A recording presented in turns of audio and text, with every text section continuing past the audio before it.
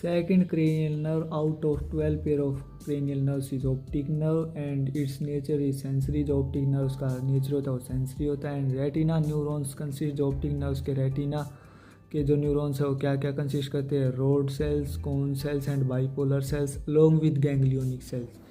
जो optic nerve के retina के न्यूरॉन्स के अंदर rod cells, cone cells, bipolar cells और गैंग्लियोनिक सेल्स पाए जाते हैं. Rod and cone cells feature sensitive to light.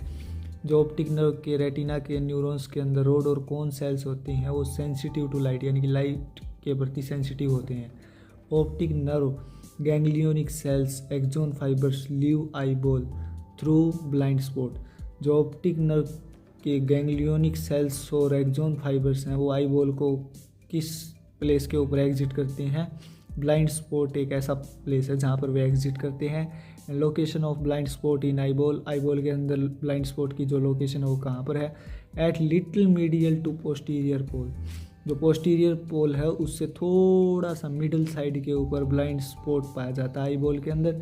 And optic chiasma formation. Optic chiasma कैसे बनता है, nerves enters cranial cavity through optic foramen and joins nerves of other side of form to form optic chiasma. Cranial cavity के अंदर nerves optic foramen के through entry करती हैं और फिर दूसरी साइड की नर्व्स के साथ जुड़कर ऑप्टिक चियाज्मा की फॉर्मेशन करती हैं. Optic tract divergence from optic chiasma after divergence यानी कि ऑप्टिक चियाज्मा के अंदर ऑप्टिक ट्रैक्ट डाइवर्जेंस के बाद winds round the concern cross cerebri और ये क्रस सेरिब्राई के चारों तरफ लिपट जाता है. After winding round optic tract enters in. Winding लिपटने के बाद ऑप्टिक ट्रैक्ट कहाँ पर एंट्री करता है, लेटरल जेनिकुलेट बॉडी.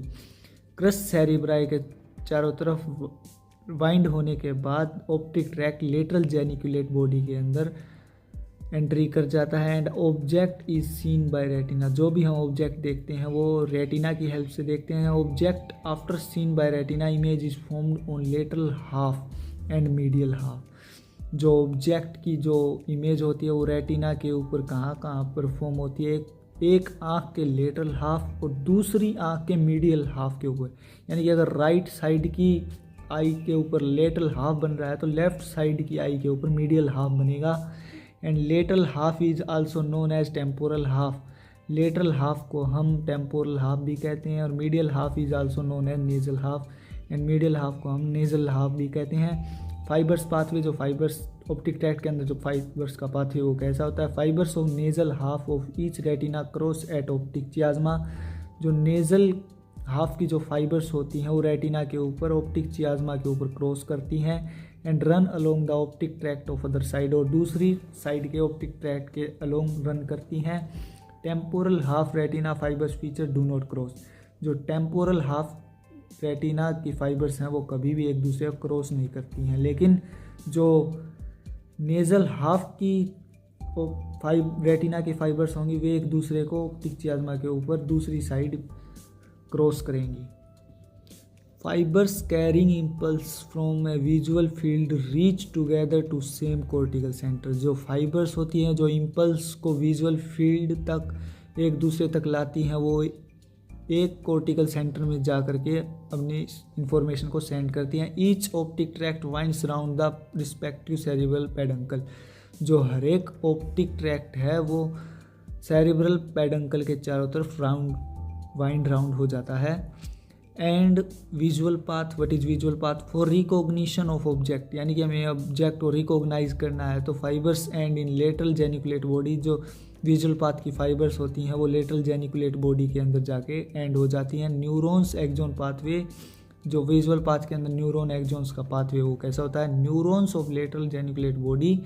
जो लेटरल जेनिकुलेट बॉडी के जो न्यूरॉन्स हैं पास बैकवर्ड पास करते हैं यानी पीछे की तरफ पास करते हैं as optic radiation to cortical centre situated at occipital lobe. और वो कॉर्टिकल सेंटर में पहुंच जाते हैं जो कि ओसिपिटल लोब के अंदर प्रेजेंट होता है. Cortical centre acts as visual area. जो कॉर्टिकल सेंटर है वो ही विजुअल एरिया की तरह एक्ट करता है. And now about light reflex. Fibres that are concern with quantity of light. Light reflex के अंदर वे फाइबर्स आते हैं जो कि क्वांटिटी ऑफ लाइट के साथ कंसर्न होते हैं यानी कि लाइट जब उनके ऊपर पड़ेगी तो ये कैसे रिएक्शन करेंगे। टर्मिनेट साइट, जो कि टर्मिनेट कहाँ पर होते हैं, pre tectal nucleus near the superior colliculus. Superior colliculus के पास जो प्री टेक्टल न्यूक्लियस प्रेजेंट होता है वहाँ पे लाइट रिफ्लेक्स के फाइबर्स टर्मिनेट करते हैं। Axons of pre tectal neurons pass to accessory motor nucleus.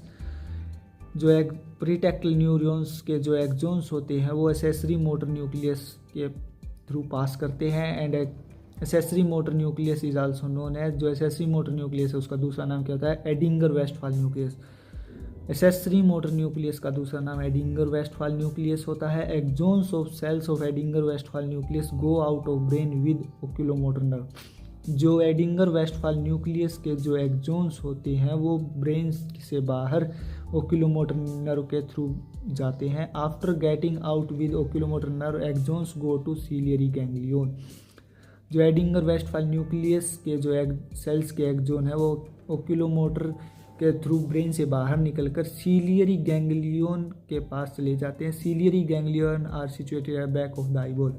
जो सीलियरी गैंग्लियन है वो आईबॉल के पीछे सिचुएटेड होते हैं। Function of post ganglionic fibres from ciliary ganglion after entering the eyeball constrict प्यूपिल।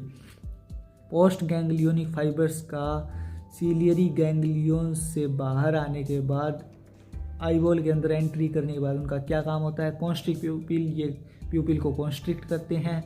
Increase convexity of lens, और lens की convexity को इंक्रीज करते हैं according to the magnitude of impulse.